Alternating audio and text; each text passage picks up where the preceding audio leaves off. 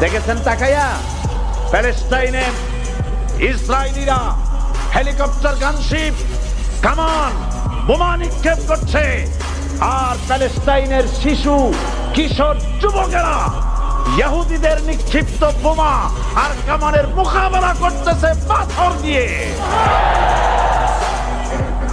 আমি আমার অন্তরের অন্তঃস্থল থেকে ধন্যবাদ জানাই, মোবারকবাদ জানাই খালিদ বিন ওলীদের উত্তরসূরি, খাব্বাব খুবাইবের উত্তরসূরি প্যালেস্টাইনের ওই সব যুবকদেরকে যারা কাফের বেঈমান ইহুদিদের মোকাবেলা করতেছে ইট আর পাথর দিয়ে।